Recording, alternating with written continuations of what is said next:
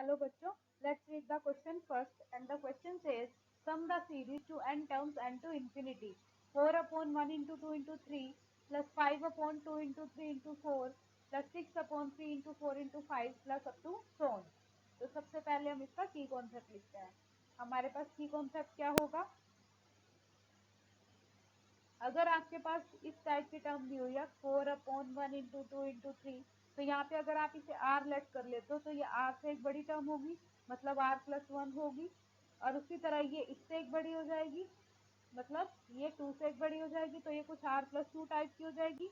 और इससे भी बड़ी आपकी न्यूमिरेटर में है, तो ये आपकी कुछ r प्लस 3 टाइप की हो जाएगी। इसका मतलब आपको अगर इसकी कोई भी rth टर्म या nth टर्म निकालनी हो तो वो किस टाइप की बनेगी, आपकी r plus 3 upon r into r plus 1 into r plus 2।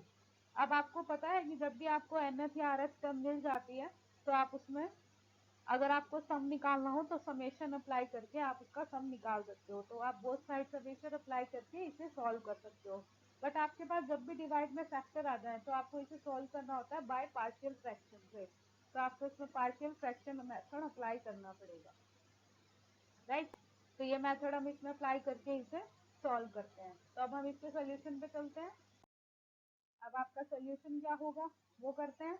हम यहाँ पे कोई भी आर एच टर्म निकाल चुके हैं, तो टर्म आर एच हमारे पास कितनी आई है, r plus 3 upon r into r plus 1 into r plus 2, right. ये आपके पास कोई भी आर एच टर्म आई है। तो हम क्या करेंगे, आर को हम डिवाइड में सेपरेटली दे देते हैं। तो r into r plus 1 into r plus 2 ये आपने अलग से दे दिया, और 3 को अलग से। तो आपके पास बनेगा r into r plus 1 into r plus 2। तो आपका आर से आर हो जाएगा कैंसिल, हमारे पास रहेगा 1 upon r plus 1 into r plus 2 plus 3 upon r into r plus 1 r plus 2, right. तो ये हमारे पास कैंसिल होने के बाद आएगा। अब आपको इस वाले में पार्शियल फ्रैक्शन लगाना होगा और इसको प्लस माइनस की फॉर्म में कन्वर्ट करना होगा। उसी तरह इसमें भी आपको पार्शियल फ्रैक्शन लगाना है और इसे भी प्लस माइनस की फॉर्म में कन्वर्ट करना है। सपोज हमने ये I1 लेट कर लिया और ये I2 लेट कर लिया, हम इन्हें अलग से सॉल्व करके यहाँ पर इनकी वैल्यूज को पुट करवाएंगे। तो सबसे पहले हम सॉल्व करेंगे I1 को। I1 की वैल्यू हमारे पास क्या आ जाएगी, I1 होगा 1 upon r plus 1 into r plus 2। अब इसे पार्शियल फ्रैक्शन से सॉल्व करते हैं। तो I1 को आप लिखोगे 1 upon r plus 1 into r plus 2। तो आपके पास ये वैल्यू किसके इक्वल हो जाएगी, a by r plus 1 plus b by r plus 2। अब इसका एलसीएम लेते हैं, तो एलसीएम हमारे पास क्या आ जाएगा, आर प्लस 1 आर प्लस 2। तो a के अपॉन में आपके पास r प्लस 1 है, तो इसका मतलब a के साथ r प्लस 2 मल्टीप्लाई होगा और b के साथ r प्लस 1 मल्टीप्लाई होगा, और लेफ्ट हैंड साइड तो आपकी सेम ही रहेगी। तो 1 upon r plus 1 into r plus 2 ये आपका सेम रहेगा। डिनोमिनेटर से डिनोमिनेटर आप कैंसिल कर सकते हो। तो 1 आपका इक्वल आ गया a times r plus 2 plus b times r plus 1 के। अगर आप इसे कंपेयर करो तो आपके पास जो कोफिशिएंट ऑफ r है वो लेफ्ट हैंड साइड पे क्या है, a और b, और राइट हैंड साइड पे a और b है और लेफ्ट हैंड साइड पे कुछ भी नहीं है, तो इसलिए ये 0 हो जाएगा। कांस्टेंट को कंपेयर करोगे तो 2a plus b is equal to 1 हो जाएगा। इन दोनों को हम सॉल्व करते हैं, आप इन्हें सब्ट्रैक्ट करवा सकते हो तो सब्ट्रैक्ट करवाओ, ये बन जाएगा कैंसिल होके minus a is equal to minus 1। तो a की वैल्यू हमारे पास आ जाएगी 1। अब आपको चाहिए b की वैल्यू, तो b की वैल्यू आप a plus b equal to 0 में पुट करवा सकते हो, b आएगा -1।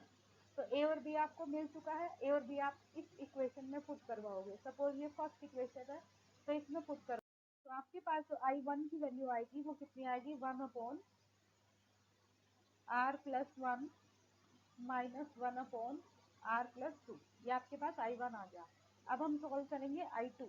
तो टू सॉल्व I2 की वैल्यू आपके पास कितनी आएगी, हमारे पास थी 1 upon r into r plus 1 into r plus 2। तो अगर हम इसे पार्शियल फ्रैक्शन से सॉल्व करेंगे तो 1 upon r into r plus 1 into r plus 2 ये आपका इक्वल हो जाएगा a upon r plus b upon r plus one plus c upon r plus two के। इसका एलसीएम ले लेते हैं, तो एलसीएम हमारे पास इसका आ जाएगा r into r plus one into r plus two. तो ए टाइम्स आपके पास आ जाएगा r plus one into r plus two, और बी टाइम्स आपके पास आ जाएगा r into r plus two, and c times हमारे पास आएगा r into r plus one. और लेफ्ट हैंड साइड आपके पास रहेगी one upon r into r plus one into r plus two. ये डिनोमिनेटर से हमारा डिनोमिनेटर हो जाएगा कैंसिल। तो ये हमारे पास इक्वेशन रहेगी a into r plus one into r plus two plus b times r into r plus two plus c times r into r plus one, ये हमारा इक्वल होगा 1 के। अब अगर हम कॉफिशिएंट ऑफ आर स्क्वायर को compare करते हैं तो हमारे पास क्या बच जाएगा, a plus b plus c is equal to 0। अब अगर आप कॉफिशिएंट ऑफ आर को कंपेयर करते हो तो कॉफिशिएंट ऑफ आर आपके पास कितना आएगा, 3a प्लस, यहाँ पर आपका आर का कोई कोफिशिएंट नहीं होगा, सॉरी यहाँ पर आपको बचेगा बी आर को जब आप 2 से मल्टीप्लाई करोगे तो 2b, और जब आप सी आर को 1 से करवाओगे तो c इज इक्वल टू 0। और आपके पास कांस्टेंट टर्म कंपेयर करने से इक्वेशन क्या बन जाएगी, 2a प्लस, यहाँ पर आपके पास कोई कांस्टेंट नहीं है, यहाँ भी आपके पास कोई कांस्टेंट नहीं है, तो ओनली 2a ही आएगा। 2a आपका इक्वल होगा 1 के। तो यहाँ से आपको a की वैल्यू मिल जाएगी, ये आपका आएगा 1। तो a की वैल्यू हमारे पास आ जाएगी 1/2। जब आपको a की वैल्यू मिल जाएगी आप इन दोनों इक्वेशन में पुट करवा सकते हो 1/2, b plus c is equal to -1/2 और 2b plus c is equal to -3/2। अब आप इसे अगर सब्ट्रैक्ट करवाते हो तो ये कैंसिल, माइनस बी आपका इक्वल हो जाएगा 3/2 -1/2 मतलब कि 1 के। तो b आपके पास आ जाएगा -1। आपको b भी मिल चुका है, b प्लस सी आपका इक्वल था -1/2 के, b आपके पास आया है -1, तो c बन जाएगा 1 -1/2 मतलब आपके पास c की वैल्यू आ गई 1/2। तो ये तीनों वैल्यूज हम आपको पुट करवानी है, a की 1/2, b की -1 और c की 1/2। तो हमारे पास a की वैल्यू आई है 1/2, b की वैल्यू आई है -1 और c की वैल्यू आई है 1/2।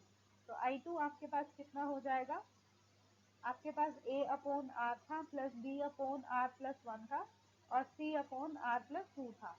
तो यहाँ पर हम a की वैल्यू पुट करवाएंगे 1/2 upon r plus -1 upon r plus one plus 1/2 upon r plus two. तो अगर हम इसमें से 1/2 कॉमन ले लें तो हमारे पास ये बन जाएगा 1/r -1/2 times r plus one and plus 1 upon r plus two. ये जो आपका 1/2 टाइम्स है आप उसे कुछ इस तरह से लिख सकते हो, ये आपका 2, हमने यहाँ से 1/2 कॉमन लिया है तो ये 2 आपका डिवाइड में नहीं न्यूमिरेटर में आएगा, मतलब 2 अपॉन आर प्लस वन होगा, क्योंकि आपने कॉमन जो लिया वो 1/2 कॉमन लिया है।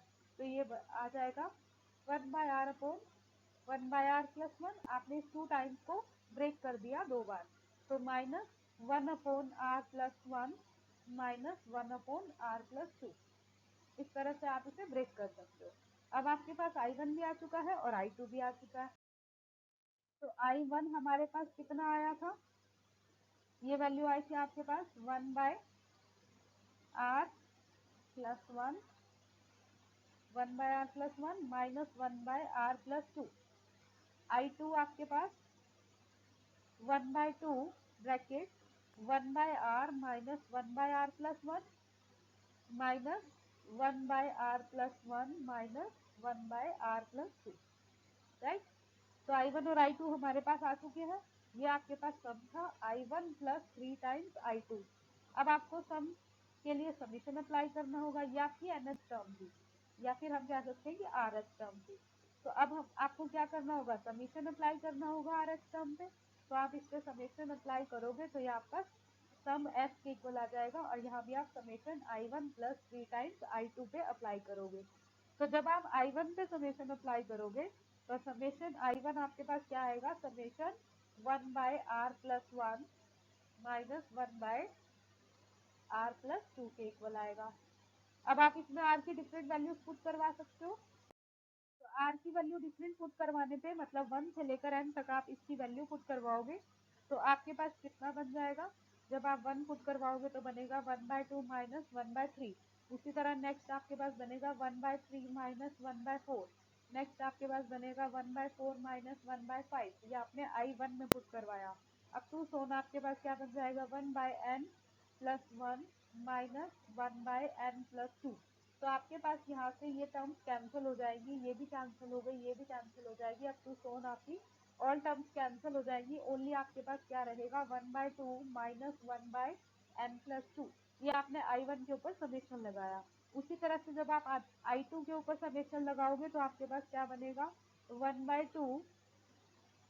ये आपके पास 1/2 times 1/2 minus sorry 1/r minus 1/r plus 1 and minus 1/r plus 1 minus 1/r plus 2 था।